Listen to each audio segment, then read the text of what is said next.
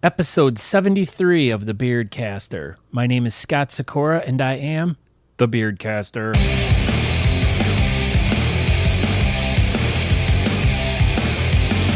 Welcome to a podcast all about beards, mustaches, and the bearded culture with all the fun stuff that goes along with it. It's about the facial hair lifestyle we live from our daily lives in the world around us and how we deal with life. So please join me, Scott, the Beardcaster, as I share the stories about these people and hear how they are using their facial hair to do great and fun things. Once again, welcome to the Beardcaster podcast. My name is Scott Sikora. You can find out more information about myself and the podcast by going to thebeardcaster.com. You can subscribe there. You can stream the show there. You can check out all the cool stuff. So if you get a chance, check it out. Today's episode is one of my top 10 list of people that I wanted to get when I first started this podcast. I had made an initial list of people that I had always wanted to talk to, and it just so happened that I've met this person a few times, and they've been super awesome. Just a great hang, just cool to talk to and everything. And over time, we got to know each other a little bit, so I figured I'd reach out to them, and they, not by some chance, they just so happened to be having a really cool competition in their neck of the woods, so I figured I'd reach out to him and talk to him, and this person is Nate Johnson. Now, everyone knows who Nate is. If you just do a search of beards pretty much on Google, I'm sure his picture comes up. He's, in my opinion, one of the most well-known beardsmen out there, or he's a chops guy, but everyone knows how I feel about chops guys. But Nate's awesome, and we talk about a competition in Los Angeles called Beard Battle Los Angeles, and it's happening this weekend, and we talk about that. We talk about how we got involved in the whole bearding community. We talk about all the cool stuff that he does. We talk about the Gentlemen's Social Club of Los Angeles, and we just talked about just stuff. I mean, it was really cool. Like, it's just really cool to talk to people in general about beard stuff, but then it's just cool to it's like chatting with a friend. So it was a really relaxed conversation. Nate's just an awesome guy, and I hope you really enjoy this conversation. So, but before we get into this, you need to pay attention to this, because I'm going to be doing another super awesome giveaway. I got tons and tons of stuff that I'm going to be giving away on the next episode. So I need you all to go to thebeardcaster.com/win to sign up to enter to win a really cool prize pack. Now you're just signing up for my mailing list, but everyone that's already signed up is still entered to win, but you need to sign up to be entered to win. So I'll do a random drawing, and we'll send out this really cool pack. So the next episode, episode 74, there'll be the drawing for this really cool prize pack, which will probably contain oils, balms, just a whole bunch of stuff. I've accumulated so much stuff over the past few months, and I need to get rid of it. And I figured, why not just give it to some lucky participant? And I go. So there you go. Go to thebeardcaster.com/win to enter. Now, without further ado, let's get into this really awesome interview I did with Nate, and I'll talk to you on the backside. And here we go. Action. Oh, that's my afternoon beer. Afternoon beer. I don't know if you could hear that or not, but I heard it. Thought I'd try. cracking the first beer. So we'll just kick this off right now. And the Beardcaster is so excited to have this guest on. This has been one of my bucket list guests that I've wanted to have since day one. When I came up with the idea of this podcast, thank you so much. You were on the top 5 people I wanted to talk to. And not only were you top 5 I wanted to talk to, but you were one of the top 5 I always wanted to meet. And then I met you, and you were way cooler than I thought you were going to be.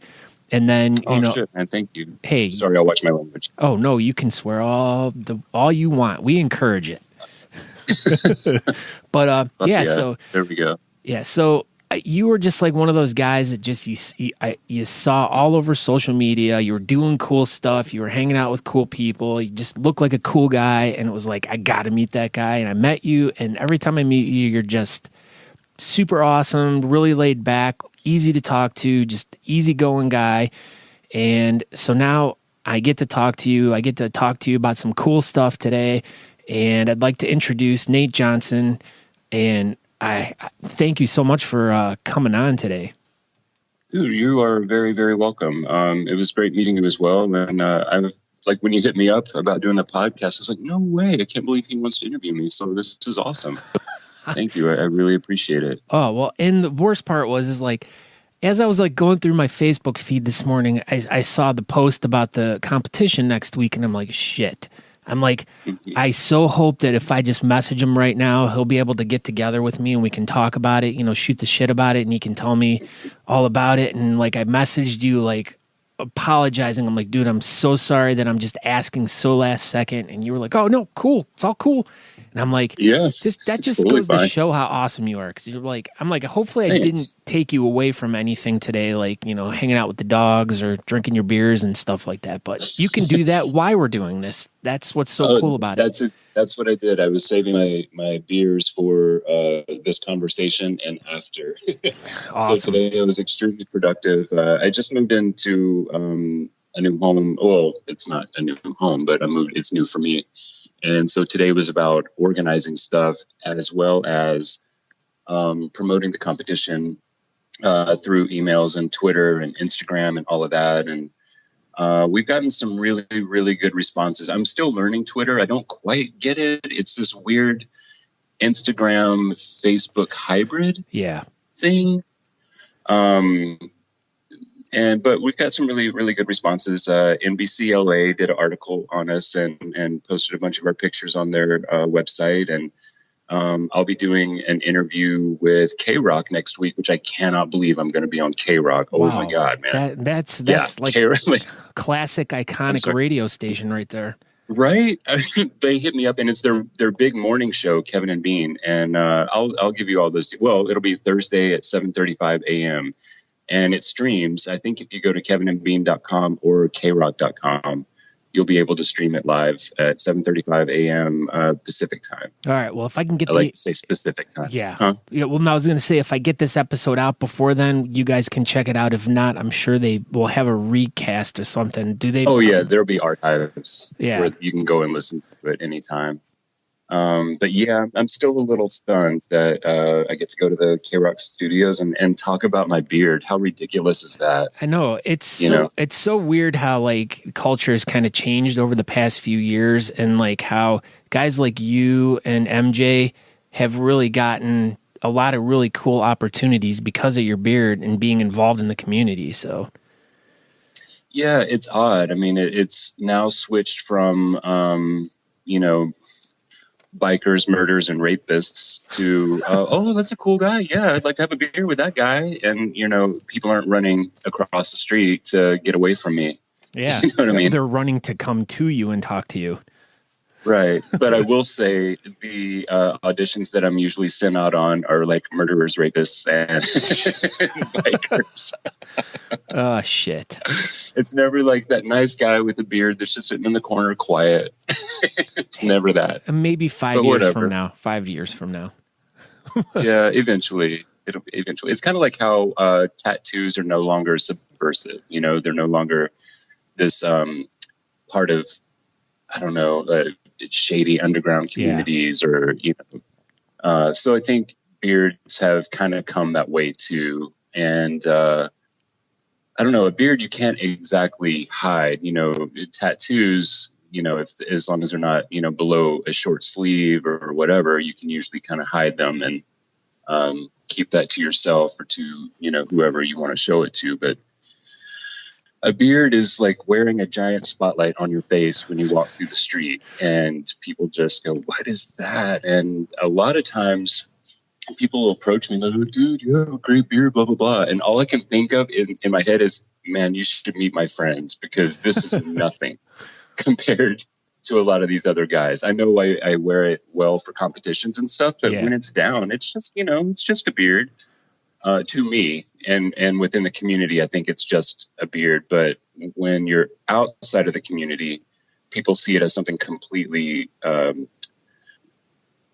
unique or big, or I get called boss a lot. just walking down the street. Oh, well, you don't get called. Well, thank you. I'm too nice for that term, but thank you. Oh, well, that's better than getting called ZZ Top. Man, I swear to God, like yesterday, I got that 4 times. Yeah, I still get that a lot. I'm glad that it's ZZ Top and not Duck Dynasty anymore. Yeah. Oh, yeah. You know, it just, I don't know. That used to drive me really, really crazy. But my favorite story about getting called ZZ Top was this guy across the street from me yelled, ZZ Top, and then starts singing Free Fallin' by Tom Petty. And I'm like, dude, that's the wrong song. Oh, that's classic. It was awesome. Like, it was a moment of like, wait a second, is this happening? Oh my God, this is happening. This is so good. Oh, man. What a... Yeah, I'll take ZZ Top any day. Those guys are respectable, and they've had an incredible career, and they are known for their beards, including the drummer that doesn't have a beard, but his last name is Beard. Yeah, was it Frank Beard or something like that? Yeah. So I think it's cool that, you know, he was able to, even within 2 bearded guys, he's still able to maintain his individuality, yet also be a superstar along with them, simply because that's his last name. Well, he has a nice mustache too, if I remember correctly. That's true. And they're from Texas, so that even makes them cooler on top of that, because everyone we know from Texas is awesome. Dude, I tell you what, I love the Texas guys a lot. I travel there a couple times a year, and it's literally like I never feel on when I'm with them. And I feel like, oh, okay, cool. I can just relax. And, you know, if my beard's not looking great, nobody cares. If, if I don't want to have a beer, nobody cares. It's just everybody's chill. I think if I turn down barbecue, they might lynch me, but you know, whatever. But it's like going to hang out with your extended family they make you feel like you've known them their whole entire life. And it just, they do. So cozy. They really do. You just want to hug them all day We've actually got one of them coming out to be a judge for our competition. Taylor Weldon from the Austin crew is going to be out here. Hashtag party. So, absolutely. That dude, man, it's hard to keep up with him, but I try. I know he's. I had him on the program right before the World Championship in Austin last year. I had him and Paul Hendricks, and those 2 guys were just. I love Paul. That dude is so rad. Yeah, the 2 of them are just like amazing, and every time I see them, they're just like super awesome guys. Taylor's just funny as shit. I mean, they're both funny as shit, but. Like, I just love seeing them, and then I love following all the stuff that Taylor's doing, because he's always like you say, you can't keep up with him. Like, he's just here doing that. I'm like, next time, yeah, that dude's like all everywhere. Over the world posting amazing pictures.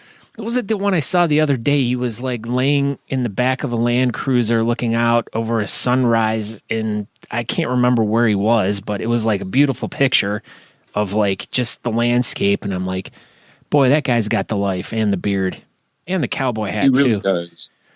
I have to say, like, being in LA, I don't get to experience that kind of stuff a lot. And so when I see my friends posting something like that, like it's something a little special to me personally, because, I mean, I'm a city boy. I'm not ashamed to admit it. Maybe I am, because I paused before I said it. But he's doing all sorts of nature things. Did you see the one where, like, he's leaping over a canyon, basically? I might have. I don't remember.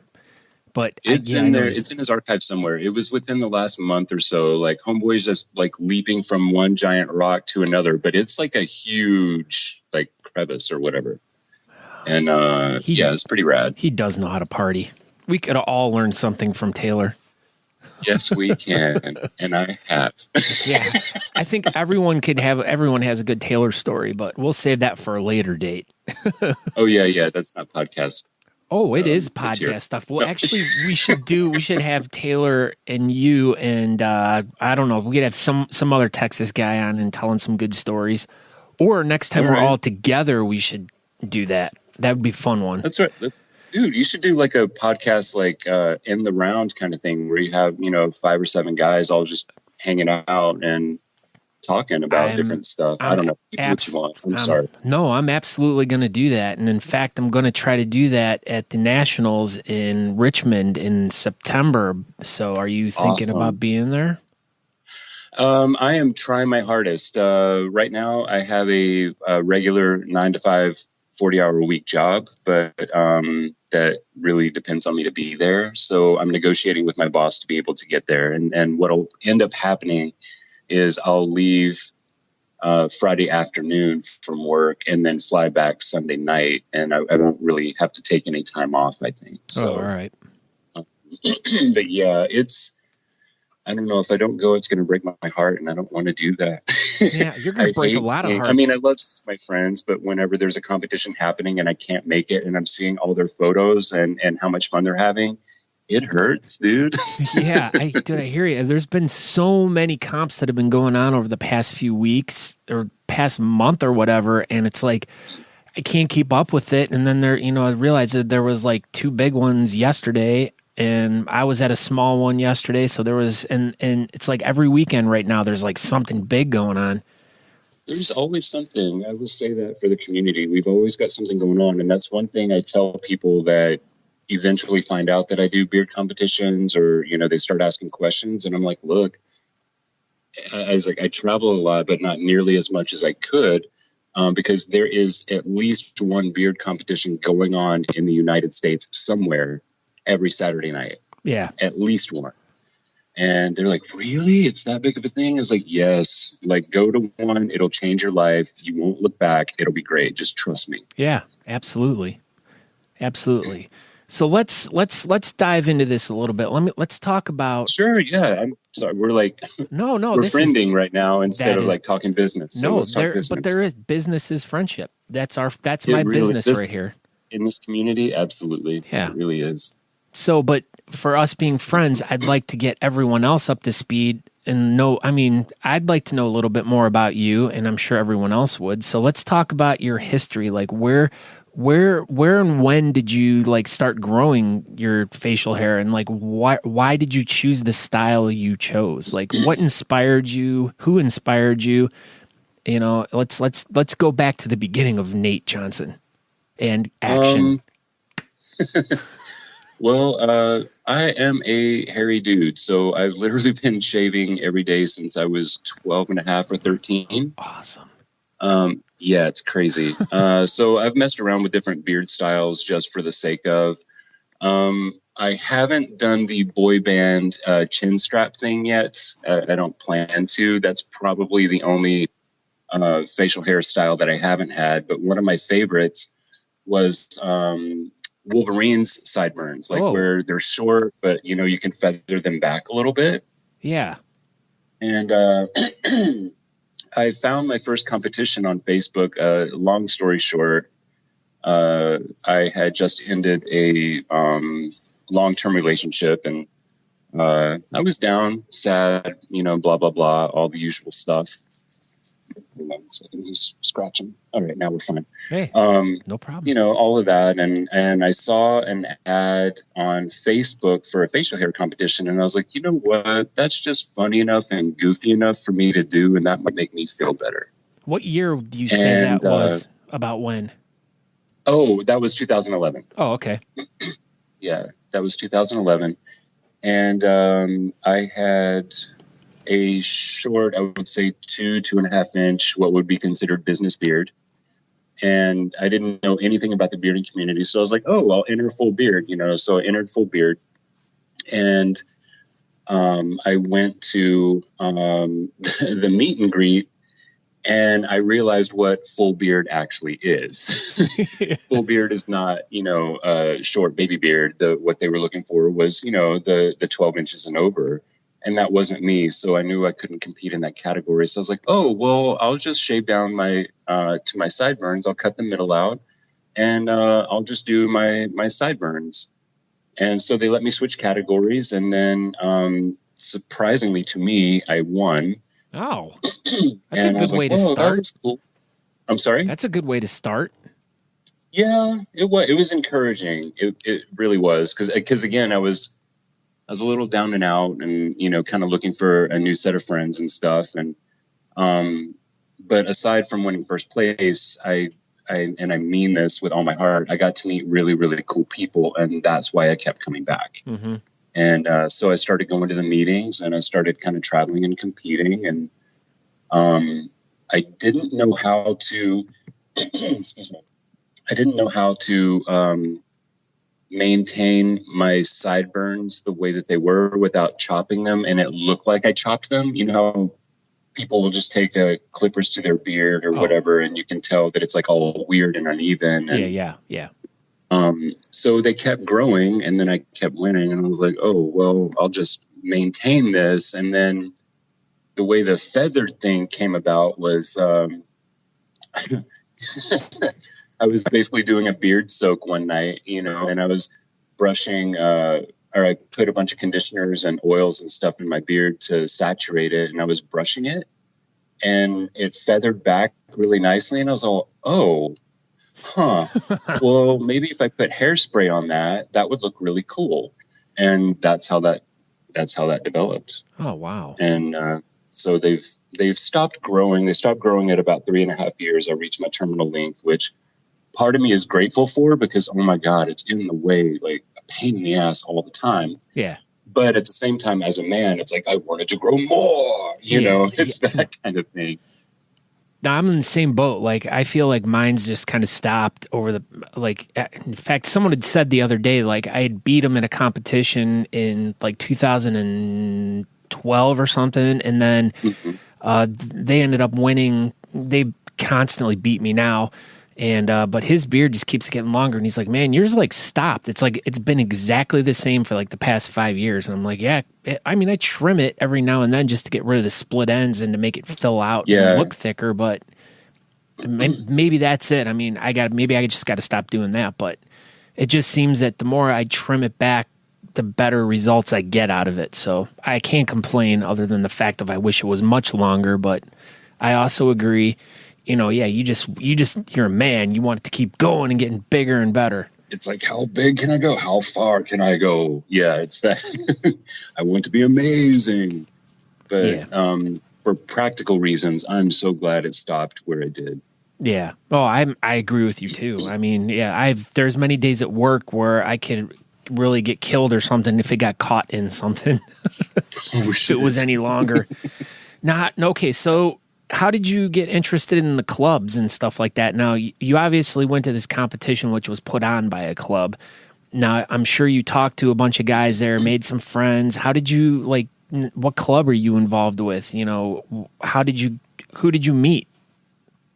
I got involved with, well, like I said, when I went, you know, I met amazing people, and a lot of those good people were with what was the LA club at the time, which was Los Angeles Beard and Mustache Club.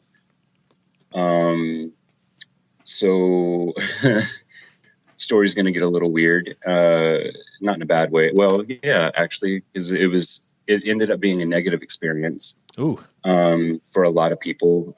Some of the people that were running it were not friendly after a while, and so that club died off basically because of that. So a couple friends and I started a new one, which was the club previous to this one, and we had a couple competitions there, and we traveled together, and we had a really, really good time. But then one of my co-founders decided to be shady and, you know, tried to cut me out of the club, stole a bunch of charity money, stuff like that. So I started my new one where I had all the reins and the access to the club funds to make sure that they were going to where they needed to go. And so now I run the Gentlemen's Social Club of Los Angeles, which also includes ladies. And here we are. We're approaching our third competition. I'm really, really proud. We benefit the LA Food Bank, which is an amazing charity. So, yeah. Now, how that happened. Well, how did you get hooked up with the LA Food Bank now? And is that who you guys pretty much anytime you do an event, you do it for? Yeah, that is who we do it for when we have competitions. And the way we got hooked up with it was So when I first started this club, I mean, I only had a vision of everybody being friendly, everybody having a voice, and everybody, you know, here for one cause and having a good time. And that wasn't happening in previous clubs for some reason.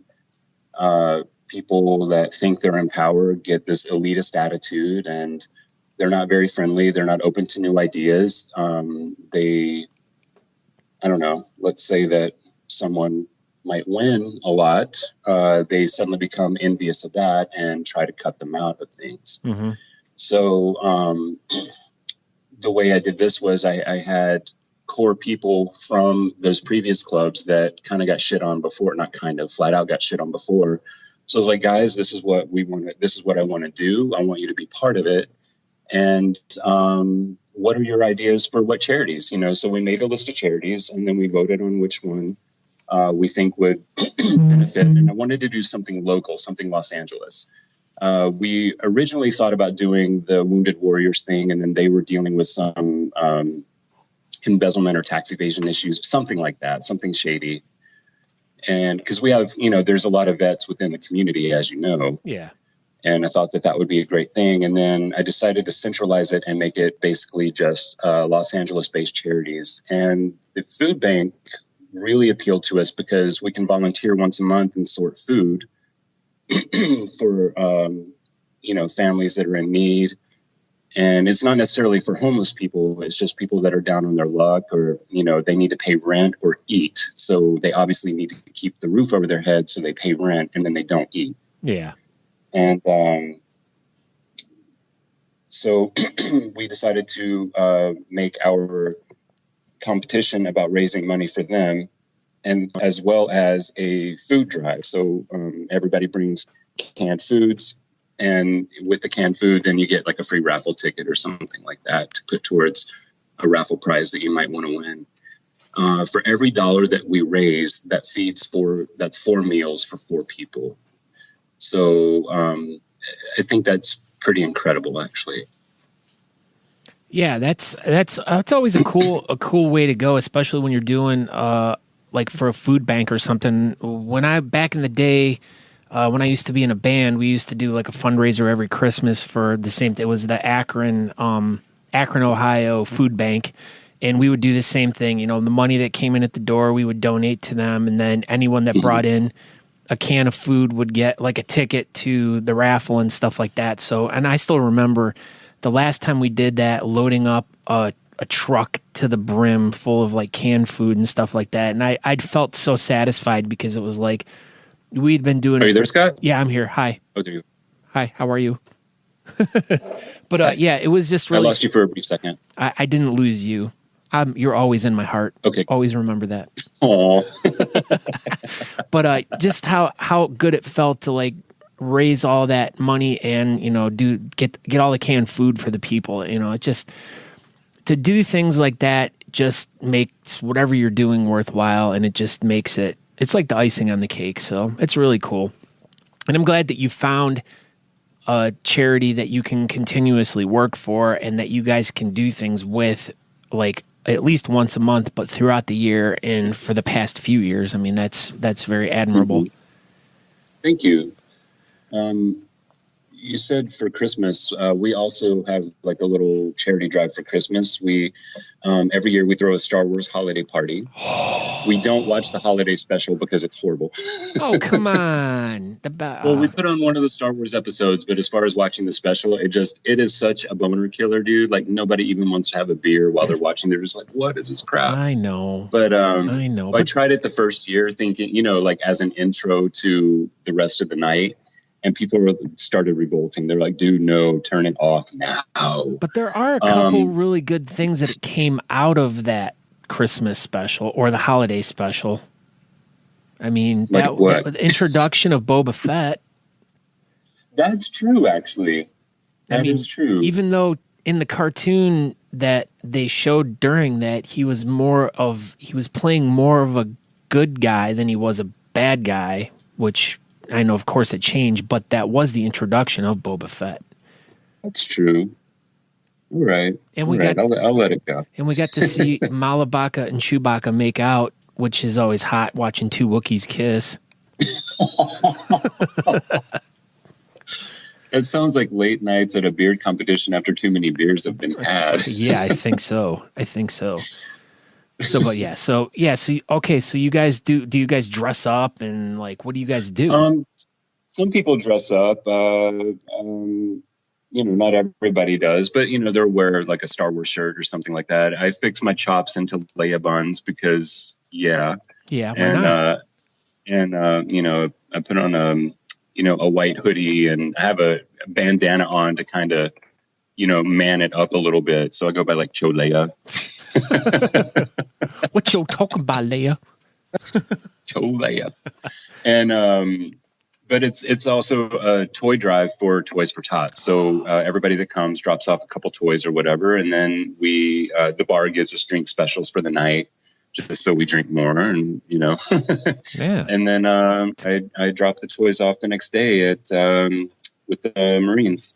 Awesome. Toys for Tots is another great charity to do It things really for. is. Those, and we did one event this year.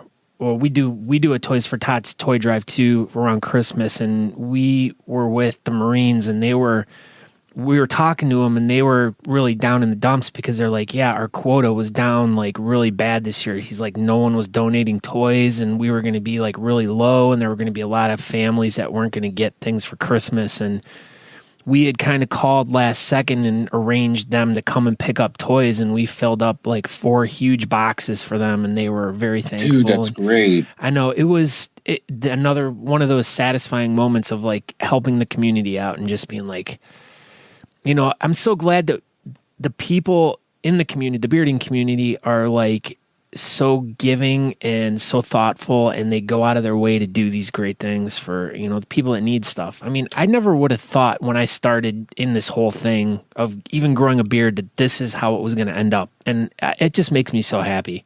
Mm-hmm.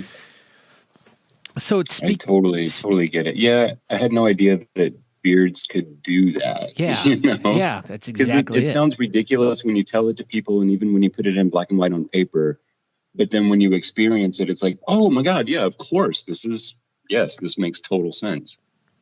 So we've talked about a lot of like really cool accomplishments that, we've had with our beards, and the moments of like charity work that we do and the great things that we do for other people. But let's talk about a accomplishment or some really cool experience that you've got to have because of your beard.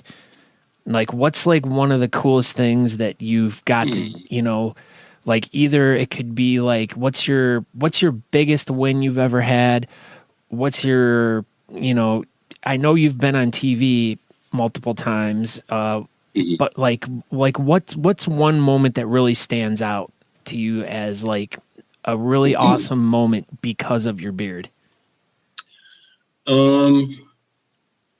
I mean, I know sitting next to Steve Harvey is probably a hard on a minute, but I don't... Yeah, that was honestly like that. When that happened, I was just kind of like, okay, we're doing this. Yay. All right, we're here. And I didn't realize, and this is going to sound ridiculous, but I didn't realize how widespread that was going to go. Mm-hmm.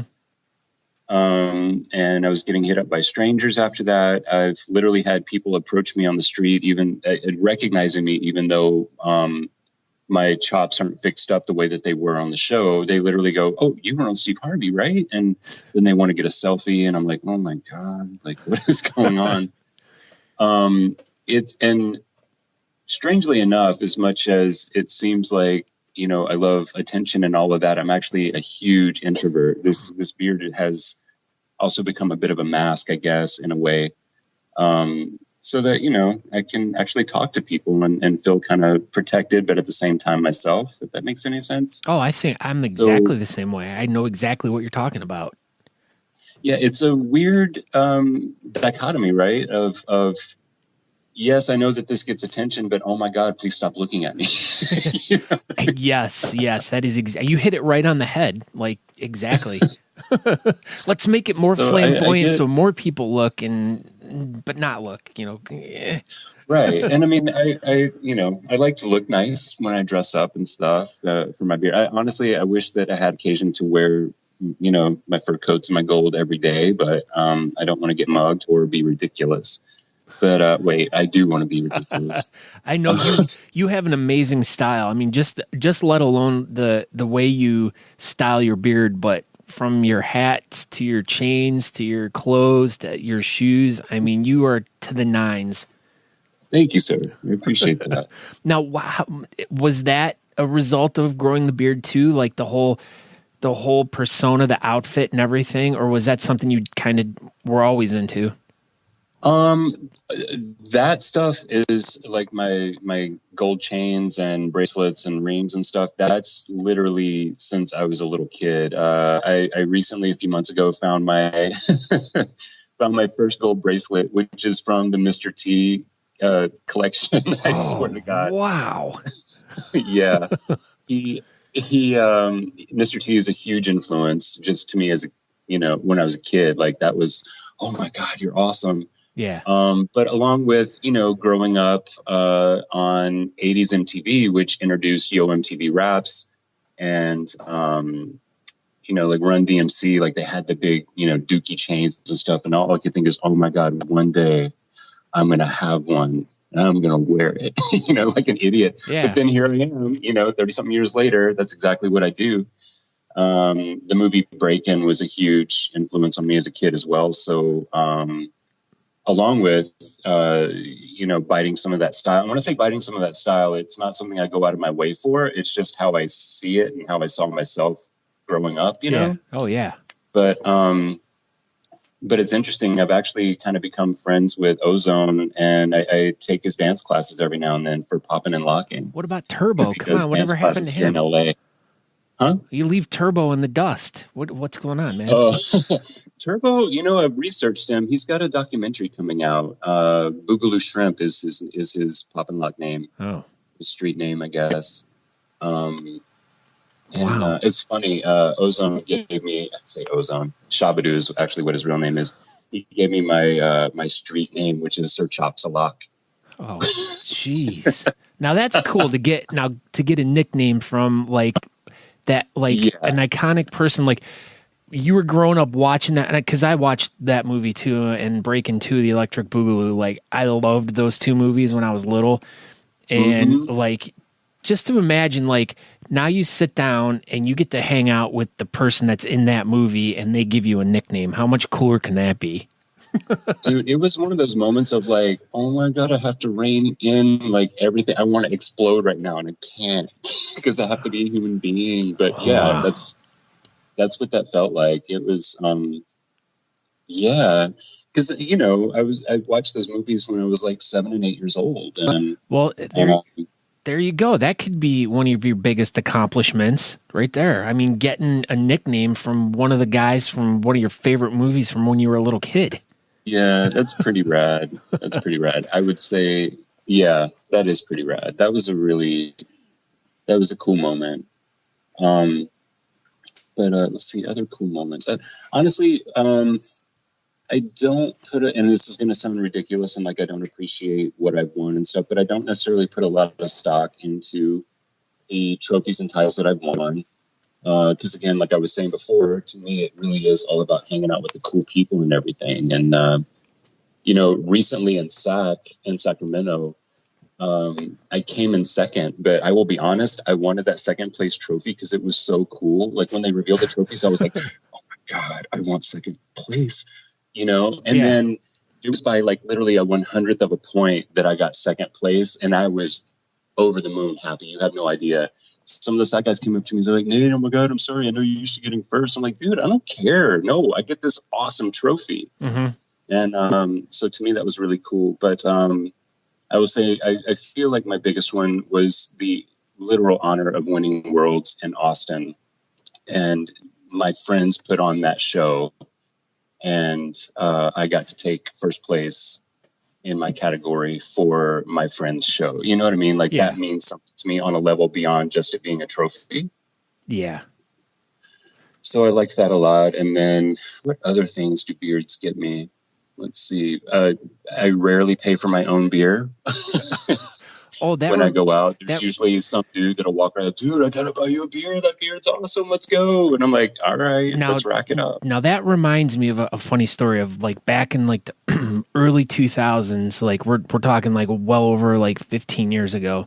When I had a long beard, and it was the same thing back then. People would always come up to me and be like, hey, how long have you been growing that? And it would just get annoying after a while.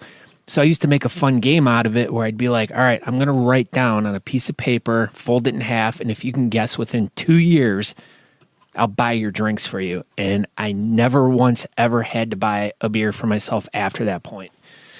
So, because no one could ever guess. And they were always off by, there was, 12 years, 13 years. I'm like, nope, this is 2 years right there. And never ever had to buy a drink again after that point. And so...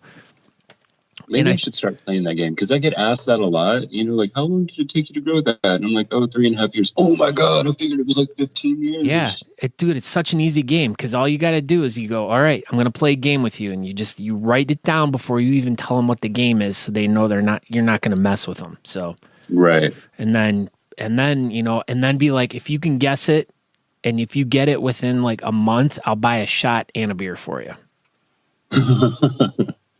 So that's awesome. And I guarantee you'll never have to buy a drink again. Nice. And the other fun one too is I remember I used to travel a lot too, and every time I'd fly Delta, for some odd reason I'd always have this one guy that was on the flights. He was a stewardess or whatever you call him, and he would give me free drink tickets all the time. He's like, dude, your beard's so great. Here, have some extra drinks. And that's awesome. So if anyone's flying Delta, I still have a bunch of free drink tickets. Just hit me up and I'll give them to you. That's so cool. Yeah, I guess it'd be like one of the things that our beards really do get us is a lot of free drinks. Yes, free drinks and weird midnight Facebook messages. Yeah. But whatever, we don't have to go into that. Oh yeah. So now let's talk a little bit about what you do for a living, because I know you have a quite interesting job. Well, I've switched industries, but it's not. I used to work production for animation. Oh, okay. And I worked for Nickelodeon, for Hasbro, for DreamWorks, and most recently it was Warner Brothers. And I worked on their direct-to-video PG-13 rated R animated titles for like Superman, Batman, things like that. And that was really cool. I have to say that was actually, I don't want to say it was an achievement or accomplishment, but they drew me as a character in one of the Adam West Batman cartoons that they did. Now I remember when you posted that, and I was like, wow, that is like one of the coolest things ever. Had to be. It was pretty neat. I didn't know what was happening. And I was the production assistant. So all of the art, I would see coming and going and, get approved or, and move it on to the next stage. And one day, one of the character artists comes over to me in my cube and says, "Nate, stand still." And he took a photo of me. And I'm like, dude, that was really weird. Why don't you, yeah. Why are you taking photos of me at work? Okay, well, he must have somebody that he's showing a big beard to, because I've had that happen before, where people are like, "Oh my God, my brother has a big beard. I have to take a photo of you." Blah, blah, blah. And actually, my rule for photos is you have to be in it with me. I can't just be standing there looking like a dick. Yeah. That's ridiculous. Ridiculous. But anyway, about 3 weeks later, I'm, getting artwork together to send to my boss for approval and stuff. And then I saw the drawing. I was like, what was that? That's pretty cool. Okay. Well, they're never going to let this go through. I didn't worry about it. But I kept a copy of it for myself, the original drawing, Mm-hmm. And sure enough, it did go through. And I'm just sitting there like, holy shit, that's my face. Because we screened it. And I'm like, oh my God, my face is on a 20-foot screen. Oh my God, get it off, get it off, get it off. Wow. So that was kind of cool. And I'm forever in their archives, as a sideburns prison there you inmate. Go. Prison inmate. There you go. See? Typecast. There it is. Rapists, prisoners, bikers, murderers. Oh, geez. So Well, hopefully Lifetime will call me up soon to be a murderer in one of their Christmas specials or something like that they run in July, you know. Or no, that's Hallmark. well, you know, it's one of them. So what do you do now One of then? them. What did you switch to now then?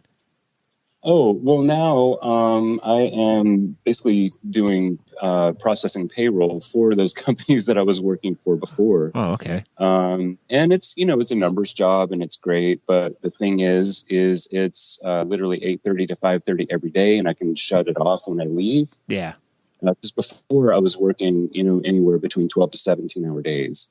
Yeah. And then couldn't really sleep because I was so worried about all of these things pending. But that also meant that I couldn't work on my side projects, which I want to focus on. I do a lot of writing, and I've got some, you know, script writing and some book writing, as well as some blogging that will be coming out within the next few months for sure for the blogging stuff. Mm-hmm. The other things are still in process. But anyway, basically, I took the job to give myself a break so that I could work on stuff for myself instead of stress out about things for other people's projects and never get anywhere. You know what I mean? Yeah. Oh, definitely. I mean, your sanity's worth everything at times. So.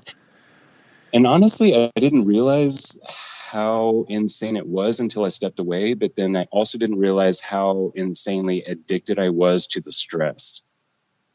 You know, like it's Sunday evening here now, and all I can think is, oh my God, when I'm done with this interview, I can just chill for the night. I don't have to prepare for tomorrow. I don't have to, you know, make phone calls and get worried about stuff. Like, oh my God, wow, I have a whole evening to myself. This is amazing. Like, this is kind of a new life for me. Well, that is. But yeah, I was addicted to that stress, and I like kicking ass, but I don't like going, oh my God, is this going to work? Oh, you know. Oh, I hope that makes sense. No, absolutely. Like it's nice to have a little bit of stress to motivate you in your life, but it's also nice to not have that stress to kind of like retain you from doing just normal things to relax and diffuse and move on. So, but yeah, I mean, and even being like in a beard club and putting on like events like that, you know, that can tend to be very stressful too when you're putting together a bigger event, and you know, you have to deal with a lot of things with that, and hopefully you have a lot of club members that help you out with that. So let's talk about. Oh, absolutely. I have an amazing team of people. I wouldn't say that they're behind me, they're with me. Yeah. You know what I mean? Yeah. I feel like saying that they're behind me, that discredits them for, first of all, how much I personally value them and their work, but also it discredits them in front of other people. So I would rather say they're with me and not behind me as far as that goes. But yeah, like right now is since our competition is less than a week away, you know, it's major stress. But this is something I'm proud to stress over, something that is my project, as opposed to stressing for something that is someone else's project, like Warner Brothers. You know what I mean? Yeah. I mean, don't get me wrong. I love Warner. I would love to work with them again someday. And all of that, like that was not a negative experience by any means.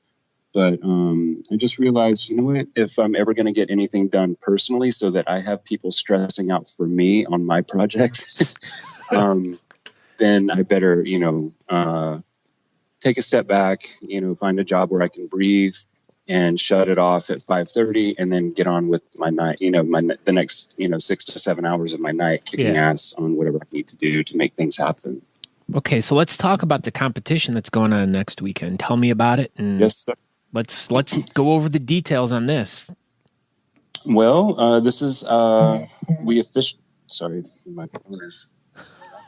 we officially call it Beard Battle LA, and so this is Beard Battle LA Part 3. It's our third one. I decided to give it a movie title because it makes it sound like dun dun dun. What's coming? Beard Battle LA Part 1, Part 2, Part 3. And honestly, I wish that I had been nerdy enough to call it Part 3B. in the beginning, but what does that really mean when you're talking about a beard competition? I feel like people would have asked a bunch of questions like, what do you mean 3D? Well, they're beards live, so they're 3-dimensional. Yeah, you got to be there. Yeah, you have to be there to see it. You give out so 3D. This year we you could have done 3D glasses for everyone too. Oh my God! Now I regret this, dude. Now maybe next year you can do 3D. Kind of like how Piranha did Piranha 3D, and then it was 3 Double D for the sequel. Yeah, there you go. There you go. There you go. That next year, 3 Double D. So yeah, this is our third one with this club, the Gentlemen's Social Club of Los Angeles, and again, I have a great group of people that are with me, just as enthusiastic putting this on. And let's see. Oh, every year we choose a theme, just to kind of give, a distinction between previous year's competitions, and also to kind of set us aside from other clubs and stuff that don't choose themes and whatever. But I also like to know, I don't want to say how to dress because you're not required to wear a costume, but it's fun to have a theme, and then you kind of achieve that goal to get there and show up in theme, Yeah. So our first one was a Mad Max theme, and dude, people came with like spiked baseball bats and giant nails sticking out of football shoulder pads, and I mean, it was awesome. And then our second one was an all-out 80s party. So we had a prop replica DeLorean down front so everybody could take photos with it. And Long Duck Dong from 16 Candles was our celebrity judge. That's right. I remember that. That was so cool. He was fascinated with everything going on. He was literally like, what? But he was such a sweet guy, and he did it for free. Actually, we didn't have to pay anything, and I kept going. Look, do you need an appearance fee? Like, what's going on? Like, what is the deal? He's like, no, I'll just come. We'll hang out. And I'm like, oh my God, like that was really, really cool. Yeah, it makes him even cooler. Wow. It totally. I mean, all I could think is like. There's a photo of him standing next to him, in front of the DeLorean, and I'm like in my Michael Jackson Beat It jacket. And all I could think is, oh my God, I cannot get more nerdy than I am right now. And this is the most amazing moment. It sounds like you have a lot of those. What? Michael Jackson jackets? No. Like those meeting your childhood, like those guys in the movies that you grew up watching, and then now you get to meet them and like you nerd out with them. Like, yeah, it's I've been fortunate where it's happened enough, or a couple times, there's not really new celebrities that I would freak out over. I mean, I've seen Julia Roberts and Brad Pitt, brake checked me one day, and that pissed me off. I didn't realize it was him, and I went to give him the finger, and as I passed him, and I was like, oh shit, that's Brad Pitt. Never mind. But the ones that I nerd out over are, my childhood superheroes, and Long Duck Dong, or Getty Watanabe is his real name, is in one of my favorite all-time movies. It's definitely in my top 20, but probably in my top 10. I mean, 16 Candles is just unbelievable, 80s amazingness all the way around. And, as told by 80s God himself, John Hughes, so getting to meet him was just a little bit of like, whoa, that was just amazing. But so this year, sorry, back to the competition stuff. I'll quit going on and on about 80s movies. Hey, that's all right, man. We're here to talk about everything. Okay. Wherever the conversation leads. I'm sorry? Wherever the conversation leads. All right, I'm down for that. I don't really, this is my podcast. I can do whatever the fuck I want. So awesome. It's nice to be the boss, right? Yeah, it is. It is. I don't have to stress too much about this one, but all right. So what's this year's theme? So this year's theme is circus freak show, like a vintage circus freak show from the vaudevillian days, I guess. And I'm really, really excited about it. We've got some bearded ladies coming. I'm in negotiations with a couple of other quote unquote freaks to be there. Wolf Boy is the one that I'm I'm really trying to get Wolf Boy there because his whole face is a beard and he belongs. And, Yes. you know, everybody would love him. And I want him to see that. I think it would be incredible. So I've actually been trying for the past few years to get him there, and he hasn't been able to do it. But because on Saturdays, the Venice Freak Show where he used to work, they were in session, and that's where he makes his money. Mm-hmm.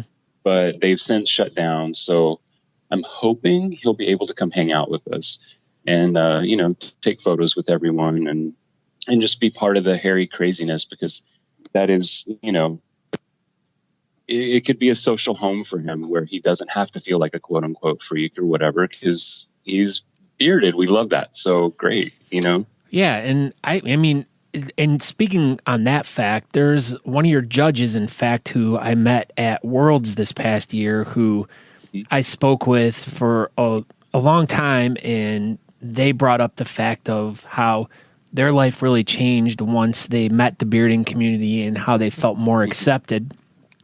You're talking about Rose, huh? I'm talking about Rose. Yep. I love Rose. She is, oh my God, she's so great. And I just don't know how anyone can be mean to her. Like, how? I don't either. Like, she's the most delightful person I've ever met. She is. She's just so, she's such a sweetheart. I'm going to get up like, aw about her now. Yeah. No, I'll all with you too.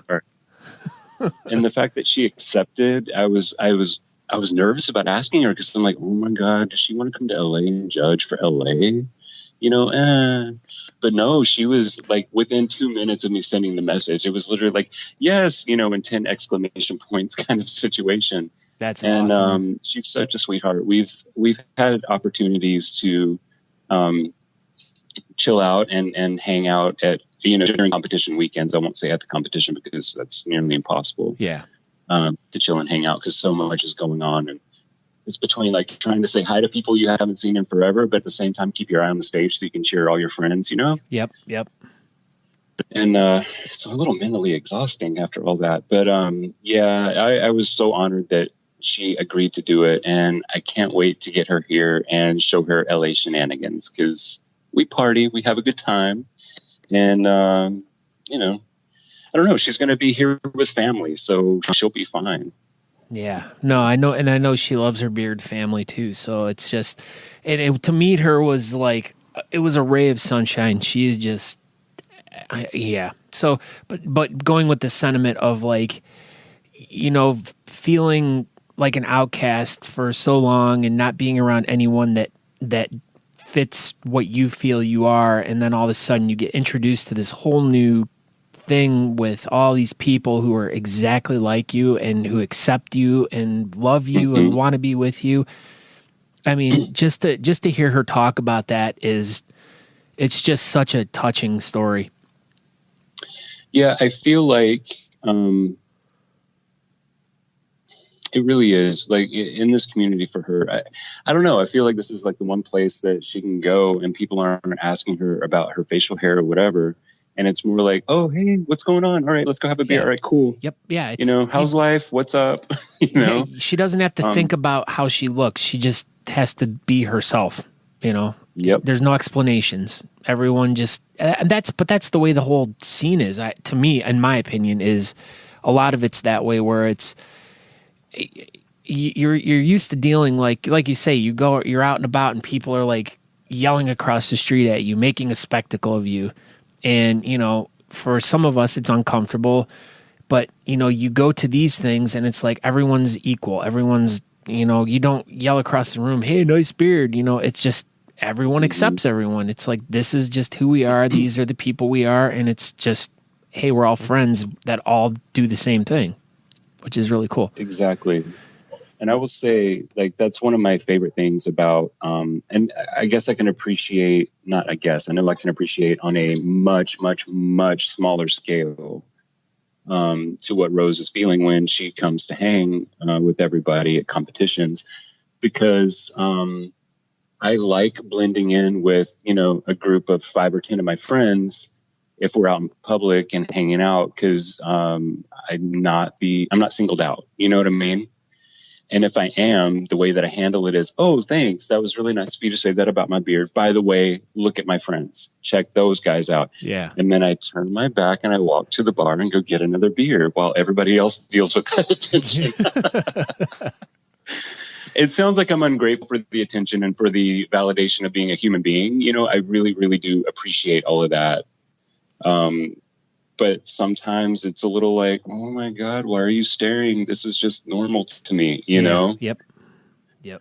But anyway, so that's what I love about the bearding community is I get folded into the fold, if you will, and I kind of get lost among the masses of other bigger, more impressive beards, and I can just chill. I can, you know, burp, fart, eat, drink, whatever. Nobody cares. You know, it's just, oh, that's Nate. Anyway, all right. So this thing is happening over here. Let's all go do this, you know. Move along. This isn't the Nate you're looking for.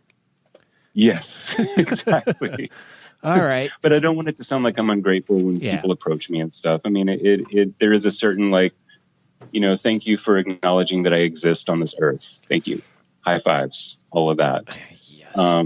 But at the same time, for somebody that's a natural introvert, it can be a little overwhelming. I've learned to deal with it over the years, and I can, you know, actually make eye contact with strangers now instead of like looking down going, oh, thanks, and then turning away, you know. It literally used to be that bad. Yeah. So let's talk about, so we talked about Taylor's, another one of your judges. He's from the Austin Facial Hair Club, vice president, I believe. And so what else do we know about Taylor other than he travels a lot and is a handsome fella? I don't know. Taylor, he's really smart, first of all. And he's very well traveled, obviously. I don't know. I think he's got a really, really good heart, and he's in the beard stuff for the right reason, and that I appreciate. Because you will meet people that are here for the attention specifically, and they don't want to participate with charity stuff. They don't want to help run things. They just want to show up and get their attention, win their trophy, and walk away. And Taylor is not like that, and I have to say that that's one of the things that I definitely appreciate about him. Yeah. Oh, absolutely. Absolutely. Who else do we have as a judge? We've got Greg Schoenwolf coming from Utah. He is a freestyler extraordinaire, and he's pretty amazing as well. And he's also a really kind guy. Mark McShane is coming as well, who normally does Whaler, but he has switched to Moustache recently. Yeah, he's got a bit of a handlebar mustache going on, and but you know, he can grow a beard in like 3 days. So yeah, I hate those people. I don't hate them; they're wonderful. But I'm just like, damn it, you're so brave to like completely change your style because you know in 3 days you're just gonna go like a Jiffy Pop thing, and you're gonna have your beard all over again. And then who else? Oh, we have James McMahon coming as well from Minnesota. So he's part of the Remington Beard Boss guys, and he also does amazing freestyle. He actually won our first freestyle here in 2016. We had our Mad Max thing, and he came as the guy that plays guitar with the flames going up behind him. Oh, yeah. Yeah, in the new Mad Max movie. He freestyled his beard into the guitar. How awesome is that? Wow. Yeah, it was really cool. So, he won for his category for that. And it was pretty awesome. All right, so we got 5 judges for this event. Now, tell me a little bit about the categories. Do you guys have any kind of, like, as you do your themes every year, do you guys have any type of, like, themed categories or anything for the event? No, we don't. We have a basic 10. All right. Categories, and you know, we go from all the way from natural mustache to full beard over a foot, and usually, since freestyle is a bit of a showstopper, we do freestyle last, freestyle beards, and I know that pisses the freestylers off because they have to maintain all day. Yeah. I feel bad for them, but they actually get to walk around and hang out with people when everybody else doesn't necessarily. Yeah. They can't drink or eat, basically, but whatever, they'll get over it. No, I make that joke because several freestylers are some of my closest friends, and that's one of their gripes. You know, they're like, "Oh, freestyle's always at the end of the day." I'm like, "But yeah, you guys are the crazy styles, and you're the showstopper. You're the one that, you know, that's the big category because that's the weirder category, if you will." And or the more spectacle category, I should say. So yeah, we'll have 10. I believe actually we're going to merge partial freestyle in with the regular freestylers as well, so it'll all be together. All right. Just to have a bit of a beefier category and, you know, a bit of a more judging fight. Why not? Let's have some drama. I've always kind of wondered why they didn't lump the two together. Like, to me, it felt like, why not just put all freestyle together? In my opinion. Yeah, I kind of understand it. Like, I understand why Freestyle Moustache is not with everything else, because, I mean, it's just specific and so tiny on your face. But I could see partial and full beard freestyle, going together because you have long hair to mess with all the way around, and you create whatever you create out of it. You know? Yeah. And I mean, I've seen guys who've had partial beards who could make a bigger freestyle, like a more massive freestyle beard than a guy who has a full beard that does. You know, there's more girth to it sometimes. I've seen that. Do you guys know what kind of whiskerina categories you guys having? Oh, we are definitely having a whiskerina category. That's also one of our more popular categories as well. And the ladies really, really get into it. They deliver every year. I know. That's my favorite category. It's a lot of fun to see what they come up with. You know, it really is. I wish that I could see them on stage for the first time instead of walking around, talking to people or backstage. Because I'm like, oh, you know, I see that. That's cool. Like, I would love to have the boom, there's this, boom, there's that. You know what I mean? Yeah, the surprise as they come out. Say what? The surprise of it, like, you know. Yeah. Because, I mean, I feel like with Whiskerina, a lot of it is, ooh, you know? Yeah, definitely. Because, I mean, some of these ladies get insanely creative with it. I've seen dioramas, made into mustaches. And what else have I seen? Oh, my God. Like, it's everything. I've seen, carnival stuff done, like the punching, knocking down clowns and stuff, like you throw balls at them. That was turned into a beard one year, and just really cool stuff like that. Now, so I'm really excited. We should have a pretty decent sized whiskerinas category this year. So that's really cool. Like I said, that's my favorite one. Like, that to me is like what I wait for. And actually, I mean, I know your event's a little bit for the older crowd, so you don't have a children's category or anything, but no, I like those too, because the event that I did yesterday, there was 6 or 7 kids who had some really great beards, and it's just like, it's like getting that extra whiskerina category, but then having the kids up there like, and getting their feet wet in the whole scene. And that to me is like, any way we can like make the community bigger and make more people involved, because of course, everyone's got families and wives are interested, kids are interested. And it definitely, not only you're becoming part of a big family, but it also brings your tight knit, close personal family together when you guys all do it together. And I think that's really cool too. It really does. I have to say that's one of the things I like about the Utah competition. Is they have a kids category as well, and they even have like an arts and crafts station so that the kids can make their beards if they didn't know about it and they just showed up. Oh, that's neat. That's a cool idea. It's really cool. Yeah. Oh, that yeah. I mean, I guess because a lot of them, their moms and dads help them build them beforehand. So, but I mean, if they had the ability to make something, if they, someone brought their kid and they didn't know, and to be able to, really quickly make something, that's a really cool idea. Really cool idea. Mm-hmm. Now tell me a little bit about where the event's at. Like, give me all the details. All right. Well, this year the event is over in the Highland Park area of Los Angeles.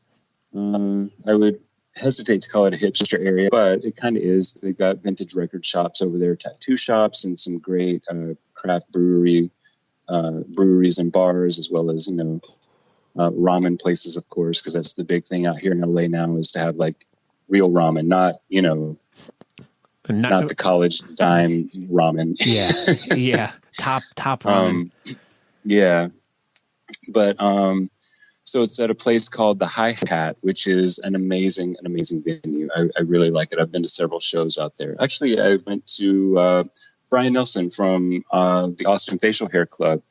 Comes out here once a year after doing the South by Southwest. He takes several Japanese bands on tour, and LA is one of the stops. And for the past couple of years, it's been at the Hi-Hat, and I really liked the venue a lot. Oh, they also have a built-in burger joint, which is great. Oh, great. I know, right? So they got a built-in burger joint, and well, actually in the mornings they serve bagels, and then at a later time it's burgers. So, but anyway, so it's going to be there, and I'm pretty excited about it. So I like that. What I like mainly about the venue is it's one giant room. So wherever you are, and with no obstruction, wherever you are in the bar or in the venue, you can see what's going on stage, and you can hear. Because there's a lot of venues where the way that it's set up, you end up getting in a corner and you can't quite see or quite hear, or there's giant, pillars in the way and stuff like that. But this is just wherever you are socializing or, buying stuff from vendors or whatever, you can see everything going on. Yeah, that's always a plus about a venue, is being able to always be engaged with the event at all times, It makes for a successful event, And so Absolutely. how's your usual turnout? I mean, do you guys get quite a bit of, turnout, or do you guys get like a lot of walk up from like just random people who might happen to see you guys on the news in the morning or walking around and they see this extravaganza going on and want to check it out? I mean, well, we usually do get walk-ups day of show. But to be honest, every year we have sold out, and we've literally turned 50 plus people away at the door saying, "I'm so sorry, we're sold out." That is sexy. That is awesome.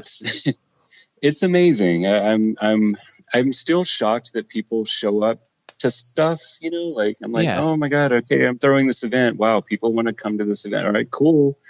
And I don't mean that in any sort of derogatory way towards myself, my club, or the community, but I'm just always surprised when new people are like, yeah, oh my God, like this is crazy. This is awesome. I really love what's going on. Well, and you're in a city where literally there's like a billion things to do, and to get people to choose to do that is, pretty amazing huge. Too. It is. I will say that is my big stressor every year is I know that I'm fighting with the city of Los Angeles and everything else that's going on that particular weekend, and to try and convince people to come to our little beard show. I'm humbled when they show up, I'm like, oh my God, you could be doing so many other things in Los Angeles. So actually, I haven't looked at the calendar to see what's going on that particular night because I don't want to know. And I think the World Series or something. I don't know. Oh God. Sports. Because I have hopes that, tickets will sell. And it's really frustrating. Again, LA is just such a weird market. Tickets don't really sell until the last minute. Like, I will say our promotional campaign is working really well right now because we've sold several tickets where I see the ticket sales come in and the name and who bought them. Mm-hmm. But I don't, there's a lot of names I don't recognize. Like I'm hitting my team up going, hey, do you know so-and-so? And they're like, no, I've never heard of that person. I'm like, oh my God, wow, this might be something new. This is great. I'm actually going to make a post tomorrow to the beard community going, look, I've seen a lot of people we don't know buying tickets. Hold on. Sorry. No, that's all right. You're just a very popular guy. All right. Well, it's, beard competition season right now for us. So all sorts of things are coming in and like, what do you think of this, Nate? Or, this happened and so can't vend anymore or what, all sorts of little fires. Where was I, dude? I forgot. Geez, I was listening too, and then Oh yeah. So I want to make a post tomorrow, telling, basically the bearded friends of ours that, look, a bunch of people we don't know are buying tickets, and this may sell out quicker than we assumed it will, or it usually does. So if you plan on coming, please don't wait till the last minute, and please don't wait till you get to the door, because I can't do anything if we are at capacity. Absolutely. Yeah, so just make sure everyone... Basically, I'm like, friends, I want you guys to come first before new people, which is terrible, but I want to see everybody, So if this episode does come out right before the event and they, by some chance, listen to this and they want to go to the event, where do they go to get tickets? They can go, there's a couple places. They can go to, first of all, beardbattlela.com. So just type in Beard Battle LA and the ticket link will come right up immediately. And then you can also go through the Hi-Hat venue website, and that will also take you to the Beard Battle LA thing. If you want to see what other, events are happening at the Hi-Hat or whatever, that's all there as well. But we are on their calendar with our artwork and our, website and everything. So, yeah, you can get it through both places. And I will also put links in the show notes too, and it'll be in the blog post, thebeardcaster.com/blog/73, because this will be episode 73. You just go there. Awesome. There'll be all the show notes to everything that's going on. There'll be links to the website, links to all the judges, links to the charity, all that stuff. So if you're interested in more information about any of that stuff, you can go there. And there'll also be a link to their website and to the Hi-Hat. So if you want to get your tickets there, you can do that. What else? What else do we got going on? I don't know. I have to work tomorrow. That's what I'm going on. I know. I hear you. That really sucks. I know what we could pimp right now. What's up? I know someone who's got a really super awesome coupon code for 20% off some really great beard oil.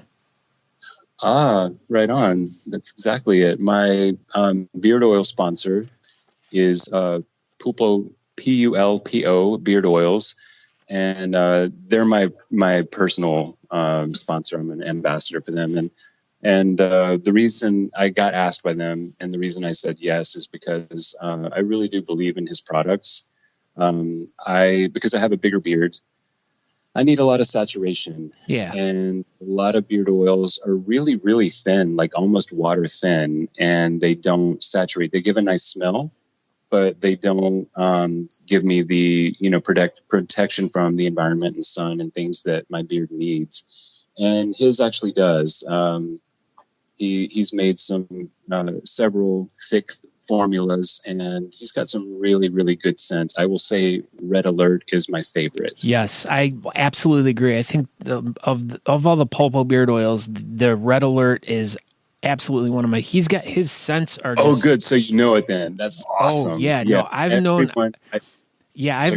known Jorge for like years now, and like him and I've like talked. I've done an interview with him. We've hung out at events and stuff, and like I got some of his stuff like before he released it, and I think Red Alert might have been one of his new ones when it was coming out, and like I was just like floored by it. Like he has some really interesting scents, and yeah, Pulpo is like one of my favorite like oil companies out there. So, and when I found out that you were working with them, I was like I just remember texting him that night. I was like, dude, Nate's working with you now? I'm like so excited.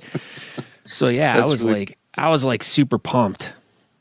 It's funny, like he's he'll send me the scents and stuff, and there's several other ones that I like. Actually, there's not a single one that I'm just like, ugh, I can't wear that. It's just gross or whatever. But I keep using my Red Alert, so I'm like, okay, well, the Miami Nights is cool and the cooler is awesome, but do you have any more Red Alert, boss? Because I think he has like a mint one that I really like too. I can't remember what that one's called. I called. like that one too. But you know what? I'm gonna go look in my cabinet. I think it's called, what was it? Four Horsemen. Yes. I knew. I actually, if I turned around, I could probably see it because I got all the bottles behind me too. Yeah, that's where mine are in the bathroom. Actually, I unpacked them all yesterday and put them in the bathroom cabinet. My new roommate was like, "Nate, dude, I think you might have a problem." I'm like, "No."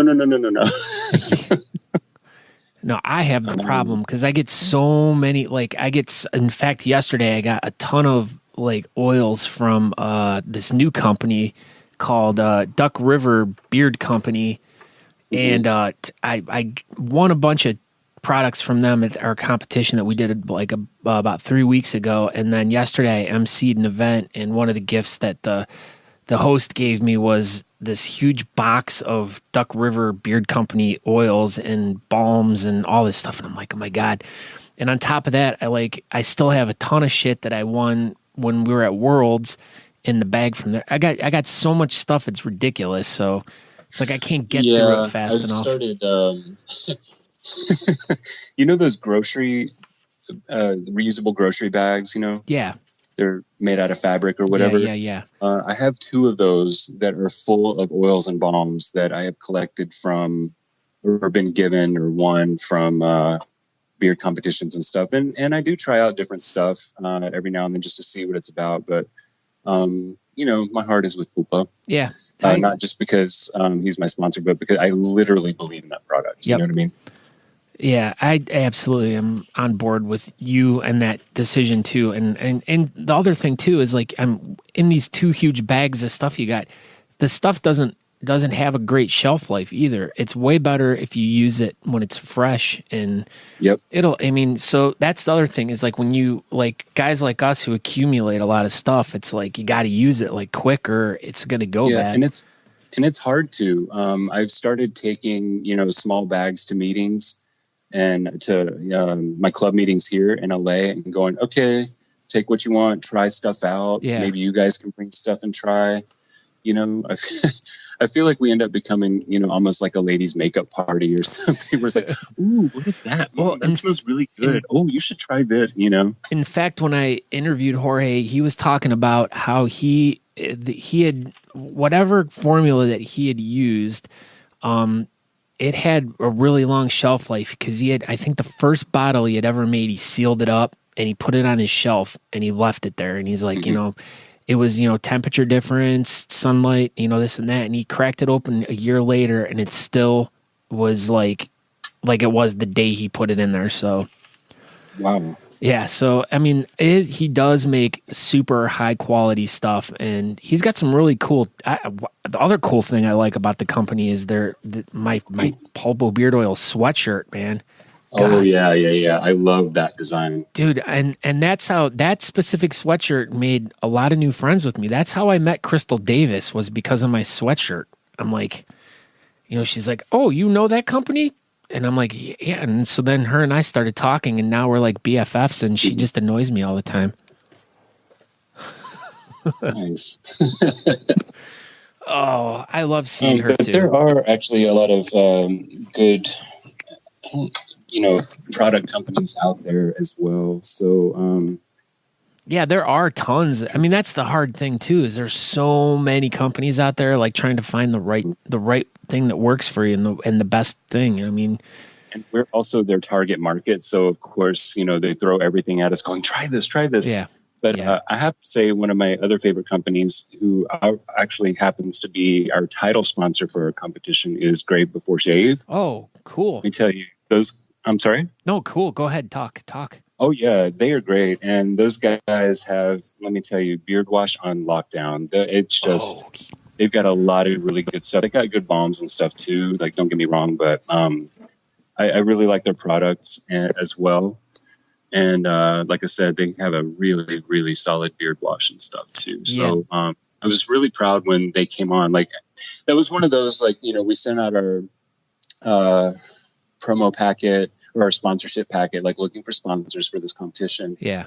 And they responded immediately. And I was just literally like, no way, because they're great. So, and they have a solid name through the community as well. And that was, I don't know. That's important to me, that if we're going to work with you, you should have a good reputation, and they definitely do. Oh, So they do. I remember seeing them at Worlds, but they have like an insane amount of products, like all the different oils they have, T-shirts. Just they got tons of really, really cool designs. I mean, they I obviously, love their logos, man. yeah. That's the cool thing about them is like you can see a bottle of their stuff and you might not be able to read the label, but you know it's one of their products. I mean, they Yeah. put a lot of time in their design of their products, which is really They cool. do. And I will tell you what, they came out with a line of socks a couple years ago. Still my favorite pair of socks. They're thick. They are awesome. That's really cool. So yeah, and I will say, like, Wayne Bailey and his team, just they're really, really good people. So I'm really looking forward to not just working with them next weekend, but having a couple beers and kicking back and just, hey man, catching up. You know, what's going on? Yeah. You.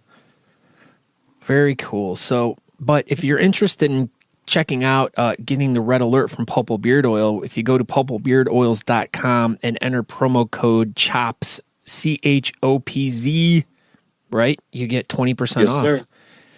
So let's get the people trying the red alert. Get out there and try the red alert because it's a really good oil. Both Nate and I swear behind it. I stand behind the bottle and I go, shit, asshole.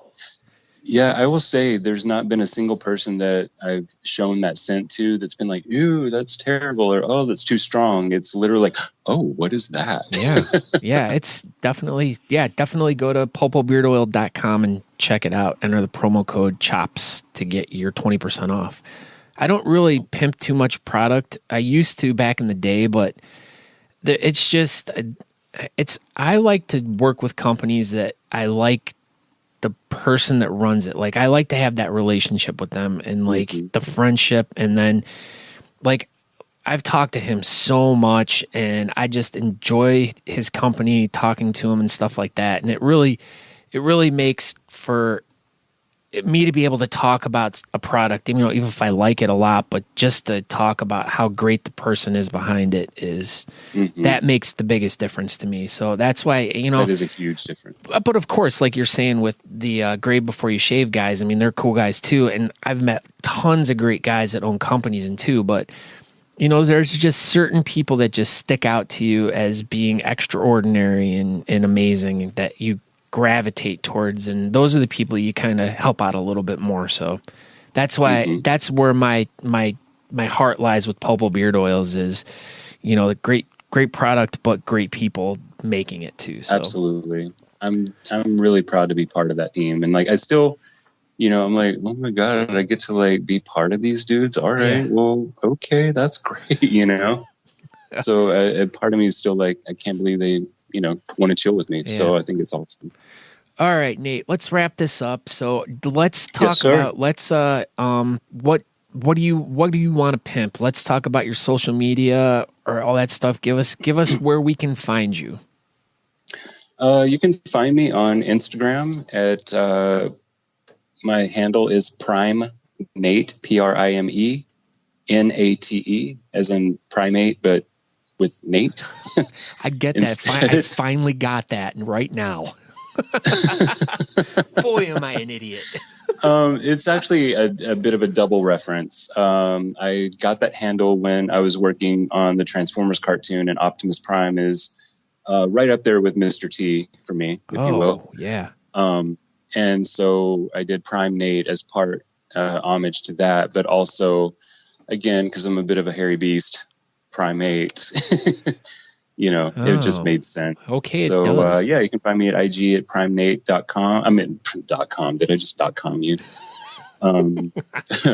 Also, our Twitter is Beards of LA for Twitter, and then you can just find me under Nate Johnson on the Facebook, as grandpas call it. Facebook. The Facebook. That's what I call it. Yeah. But I tell you what, though, the Facebook is still plowing away as the best medium for what we do. I mean, the clubs and stuff like that. It really is. And I don't know why. Like, I don't know why that is like the preferred method of everyone that's in like the bearding. Why is Facebook like that thing? I think because it's so centralized with everything, with as far as dumbass statements you want to make, because we all do. Yeah. And, crazy photos that we take, not only of ourselves, but with our, crazy bearded family. And when I say crazy, I mean that with love. Oh, yeah, absolutely. We should bring MySpace back. We could do it single-handed. We'll just make it like just for bearding people. But I'm pretty sure I still have an account, but I really have no idea. All right, here's a fun one for you later. Go to myspace.com and then do like if you can, you type your name in, you should be able to pull your page up from when you last had it. Oh God. It's still there. I've done it before just to kind of see like what, because I've like hunted for pictures that I've lost in the past, and I'm like, I remember it being on my MySpace page, and I've been actually able to recover stuff from back then through my MySpace page. So yeah. I'll have to do that. I'll play that game later. Yeah. So, all right, Nate. Well, I totally appreciate you taking the time out hanging out with us and talking about the Beard Battle Los Angeles 3 and getting to know you better. I mean, I feel like I'm in love with you now, man. So thanks, brother. But I had a really, really good time today. And again, it's funny. Like I was sitting here thinking like, well, I know we're talking about a podcast thing. I'm talking about a podcast thing right now, and it's business, but I hope I can talk to Scott any other time. Like that's what's going through my head. I'm like, we're buddies. Yeah, I'm always up to chit chatting, and I can't wait to run into you again. So I really hope that things work out for you to be in Richmond for nationals. And if that does happen, we're going to do a roundtable, and we'll set aside some time. If we could do it over breakfast on Saturday morning, if you're coming in late Friday. So sounds awesome. But until we get to meet again, thank you so much for taking this time out. Thank you for making this happen, and I wish you the best of luck with this event and everything that you do in the future, sir. Thank you, sir. Again, it was an honor to be asked to talk. I'm literally like going, okay, well, that's what all we wanted to do was talk. Cool. Yeah, but anytime. It's not going to be as cool as the interview you do later this week. Oh, we'll see. I can't again. Dude, you just made my heart skip a little bit. I'm like, gonna be on K-Rock. That's so cool. I know. Well, good luck with that. Thank you. All right, Nate. Until we talk again, take it easy, and we'll talk to you later. All right, brother. You take care. And thank you so much, Nate. You are so awesome. Thank you for taking the time out to talk about this awesome competition. I wish I was going. I hope someday I can.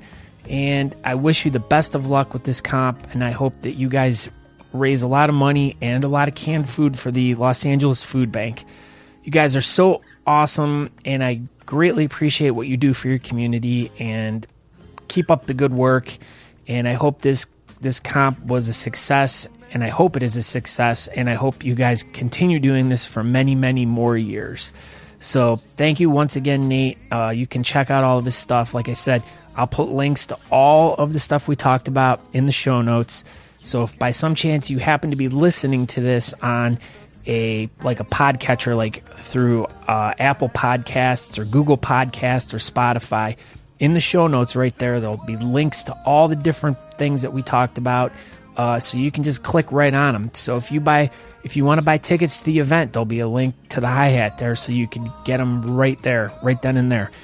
If not, you can go to thebeardcaster.com/blog/73, and that's the blog post for this episode, and they will also be links in there for all the stuff that we talked about. Don't forget, if you want to enter to win one of these cool prize packs that I'm giving away next episode, go to thebeardcaster.com/win to enter now. So I guess that's about it for today. Thank you again, Nate. Thank you to everyone that listened. Oh, and don't forget to go to pulpobeardoils.com, enter promo code CHOPS, CHOPZ, for 20% off your order. That's Nate's special promo code for Pulpo Beard Oils. Like we talked in this episode, we both love them, and you should try them out because we know you would love them too. So on that note, go out and check out all that stuff. I know I gave you a laundry list of things to do, but, hey, if you don't feel like doing any of that stuff, that's cool, man. I'm just, this just what I do. It's all part of the podcast. It's all the things that I do. But I guess until next week, I hope you all have a good time doing whatever you're doing. Hug your friends, be a good person, do good things, and just live a good life. So until next time, I'll talk to you, and ciao. Doctor says you're cured, but you still feel the pain. Aspirations in the clouds, but your hopes go down the drain. And you want her, and she wants you. We want everyone, and you want her, and she wants you.